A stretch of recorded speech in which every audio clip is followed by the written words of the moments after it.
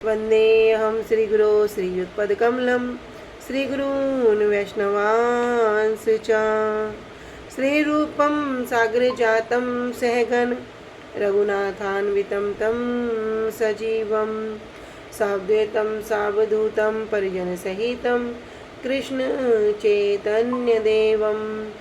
श्रीराधाकृष्णपादान् सहगण ललिता श्री विशाखान्वितांश्च च गुरुवे गौरचंद्राय राधिकाय तदालय कृष्णाय कृष्णभक्ताय तद्भक्ताय नमो नमः। नमो विष्णुपादाय कृष्णप्रेष्ठाय भूतले श्री श्रीमद्भक्तिवेदांत श्री श्रीधर गोस्वामी नामिने।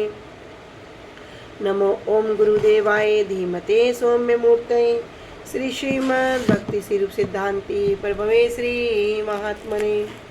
नमो विष्णुपादाय श्री राधिकाय प्रियात्मने श्री श्रीमद् भक्ति वेदांत श्री नारायण गोस्वामी नामिने।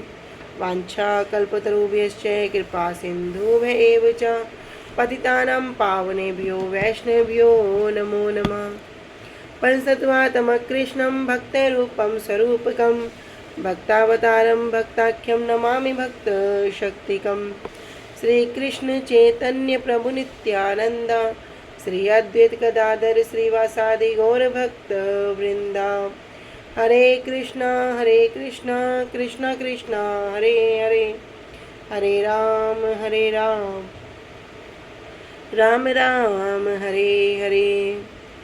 सर्वप्रथम परमाराध्यतम श्री गुरुपाद पद्म जय विष्णुपाद अष्टोत्तर शत श्री श्रीमद् भक्ति वेदांत श्री श्रीधर गोस्वामी महाराज जी के श्री अभय चरण सरोज में अनंत कोटि दंडवत प्रणाम यापित करती हूँ। तदुपरांत मेरे परम गुरुदेव जय नित्यलीला परविष्ट ओम विष्णुपाद अष्टोत्तर शत श्री श्रीमद् भक्ति स्वरूप सिद्धांति गोस्वामी महाराज जी एवं जय नित्यलीला परविष्ट ओम विष्णुपाद अष्टोत्तर शत श्री श्रीमद् भक्ति वेदांत श्री नारायण गोस्वामी महाराज जी के श्री अभय चरण सरोज में श्रद्धा पुष्पांजलि अर्पण करते हुए उनसे अहेतु कृपा की वांछा करती हूँ। ग्रंथकार श्री कृष्णदास कविराज गोस्वामी जी श्रीमन नित्यानंद प्रभु अखंड गुरु तत्व श्रीमन महाप्रभु एवं समस्त परिकरों के चरणों में दंडवत प्रणाम यापित करते हुए उनसे अहेतु कृपा की वांछा करती हूँ। उपस्थित वैष्णवजन भक्तवृंद माता पिता भाई बहन सभी के चरणों में यथा योग्य दंडवत प्रणाम स्वीकार हो। सभी को हरे कृष्णा दंडवत प्रणाम।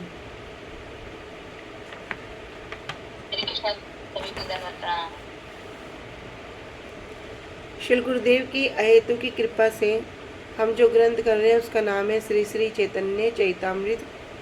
श्री श्री चैतन्य चैतामृत ग्रंथ के अंतर्गत हम श्रवण कर रहे हैं मध्य लीला 19वां परिच्छेद और प्यार संख्या 167 पेज संख्या 200।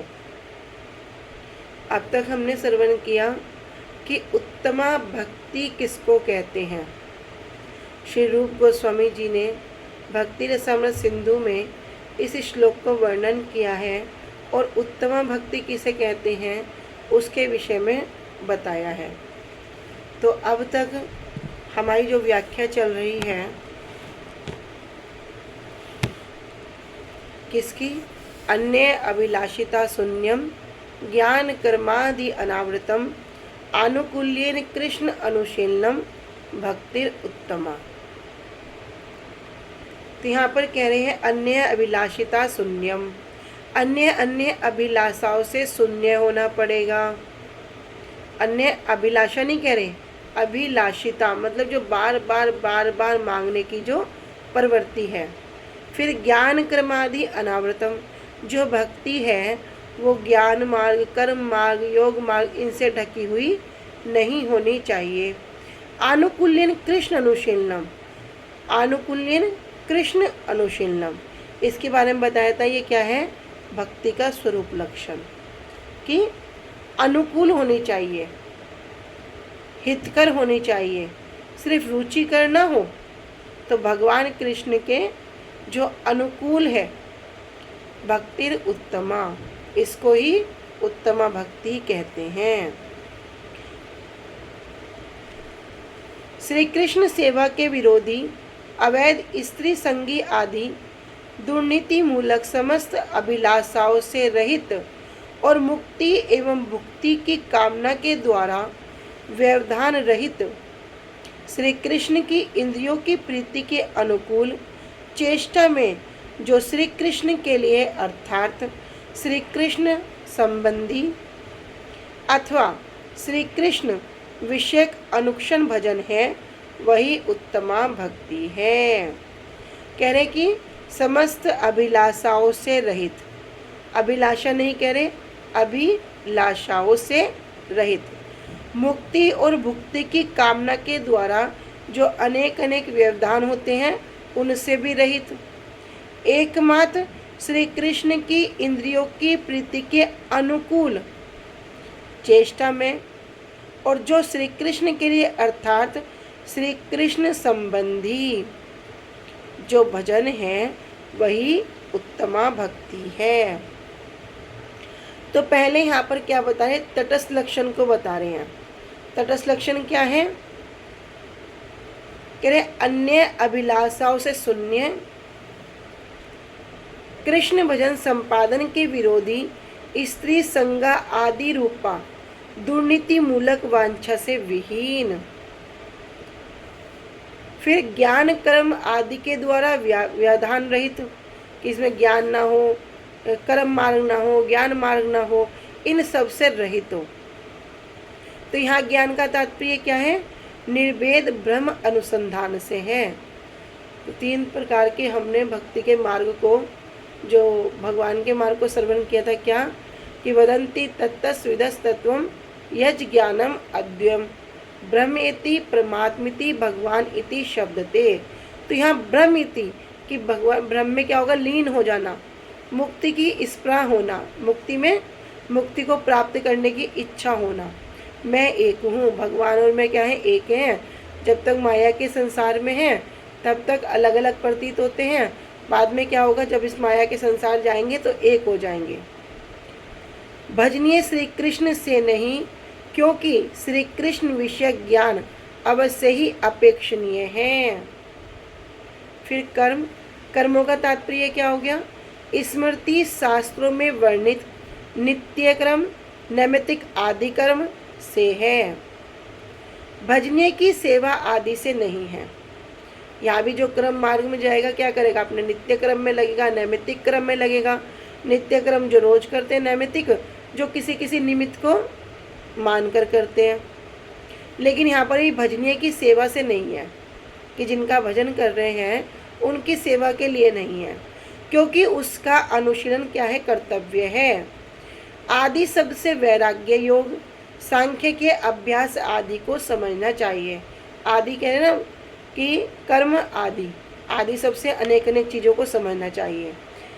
तो ये हो गए तटस्थ लक्षण, अन्य अभिलाषिता और ज्ञान कर्मादि अनावृतम।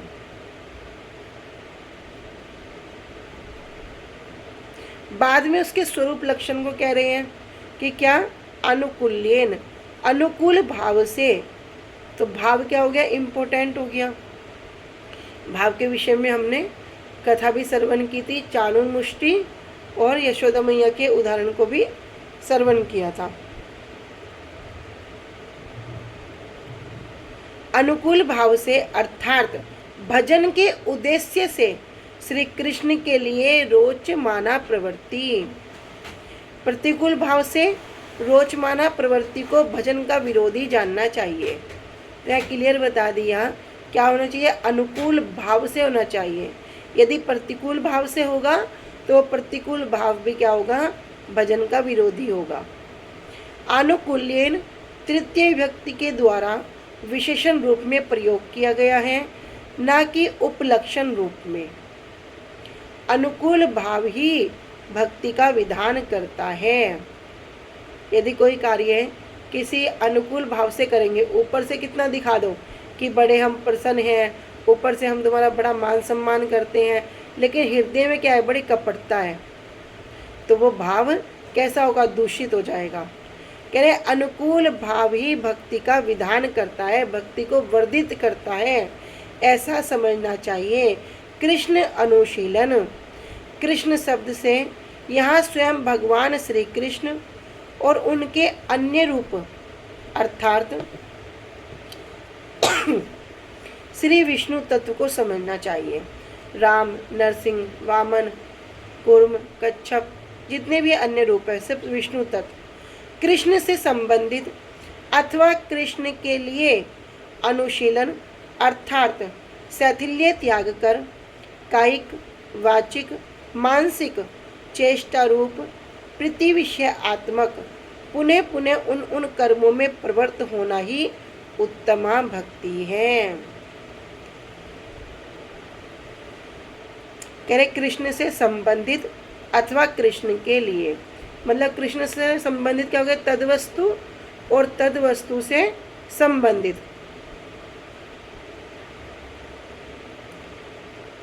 तद्वस्तु में क्या आ गए? वैष्णव आ गए, गुरुदेव आ गए, सब। कह रहे उनके ही अनुशीलन अर्थात शिथिलता को त्याग कर का तीनों प्रकार से, कायिक भी, वाचिक भी और मानसिक भी, तीनों प्रकार से पुनः पुनः उन कर्मों में प्रवृत्त होना ही उत्तमा भक्ति है। इसके द्वारा वैदी और रागानुगा मार्गों की साधक एवं सिद्ध दशा दोनों का ही सुंदर रूप से वैशिष्ट्य कहा गया है कि वैदी भक्ति और रागानुगा जो भक्ति है, इन दोनों मार्ग के जो साधक हैं या उनकी जो सिद्ध दशा है उसको क्या कह रहे हैं? दोनों को ही सुंदर रूप से उसका वैशिष्ट्य वर्णन हुआ है। क्यों? क्योंकि जो मेन उद्देश्य है वो क्या है? कृष्ण की प्रीति, किस प्रकार कृष्ण प्रसन्न हो, कृष्ण की इंद्रियों की तृप्ति, अपने स्वसुख की कामना नहीं है, स्वसुख की कामना से रहित रहना। अन्य वांछा अन्य पूजा छाड़ी ज्ञान कर्म आनुकूल्य सर्व इंद्रिया कृष्ण अनुशीलन। कह रहे अन्य वांछा, वांछा मतलब इच्छाएं, कामनाएं, तो अनेक अनेक प्रकार की जितनी भी अन्य अन्य वांछाएं हैं, अन्य पूजा, अन्य अन्य प्रकार की पूजाएं हैं, छाड़ी ज्ञान कर्म, और यहाँ तक कि क्या किया?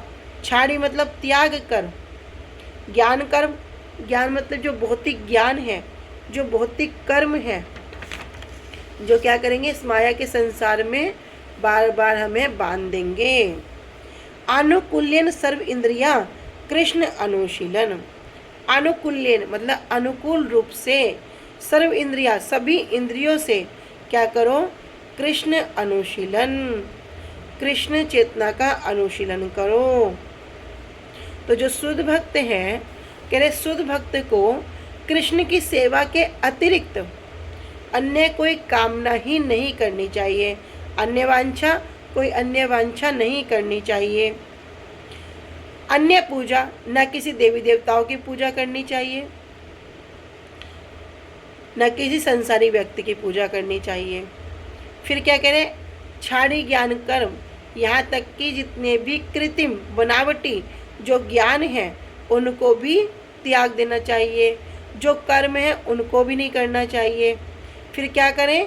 कह रहे सर्व इंद्रियां, अपनी सभी इंद्रियों से कृष्ण की सेवा करें, सभी इंद्रियों को विशुद्ध रूप से, विशेष रूप से